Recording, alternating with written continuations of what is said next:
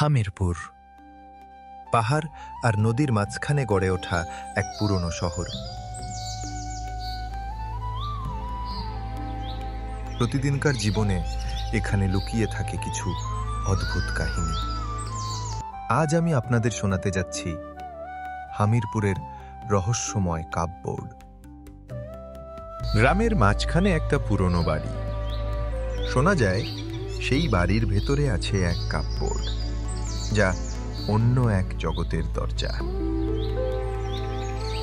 দিদি, এই কাপবোর্ডটা অদ্ভুত আওয়াজ করে, যেন গান গাইছে। না রে, এটা শুধু হাওয়া, ভয় পেও না।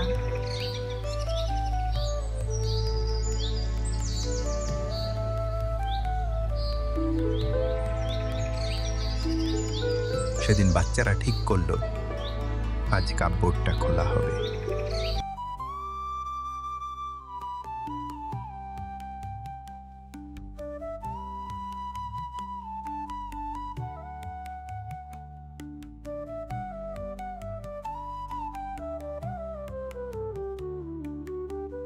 আরে দেখো, ভেতরে তো গাছপালা উঠছে। উফ, এ তো একেবারে অন্য জগৎ। হ্যাঁ, সেই কাপবোর্ডের ভেতরে ছিল এক আশ্চর্য বাগান। গাছপালা ভেসে বেড়াচ্ছে, ফুলেরা গান গাইছে, আর পাখিরা কথায় কথায় গল্প করছে। হঠাৎই ভেসে উঠল এক অচেনা আওয়াজ, স্বাগত তোমাদের, কিন্তু সাবধান, প্রতিটি সুখেরই দাম আছে। তুমি কে?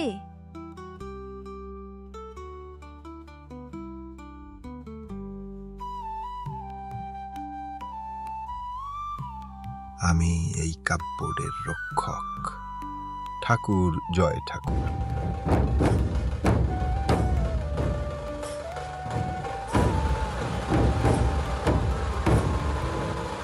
শিশুরা ভয় পেলেও সাহস দেখালো।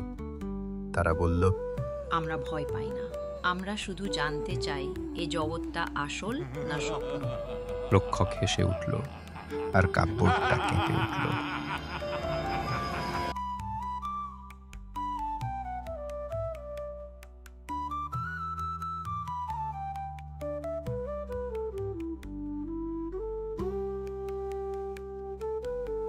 এরপর যা হলো, সবাই হতবাক।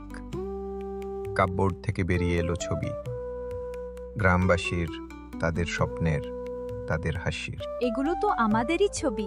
মনে রেখো, এই কাপবোর্ড তোমাদের মনের আয়না।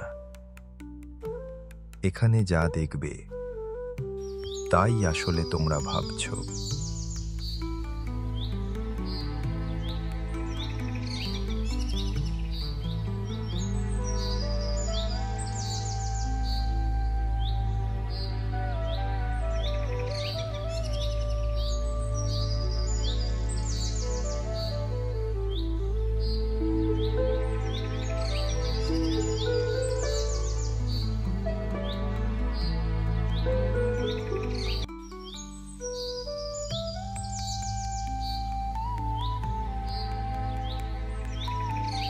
শিশুরা কাপবোর্ডটা বন্ধ করল আর প্রতিজ্ঞা করল তারা আর কখনো কারো ওপর সন্দেহ করবে না, আর তাদের গ্রামের আনন্দকে সযত্নে রাখবে।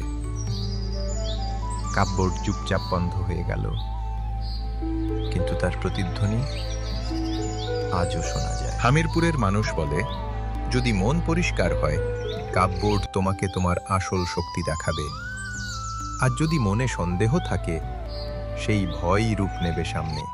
তাহলে বন্ধুরা, পরের বার যদি কোনো পুরনো কাপবোর্ড চোখে পড়ে, মনে রেখো, ওটা শুধু কাঠ নয়, স্বপ্নের দরজাও হতে পারে।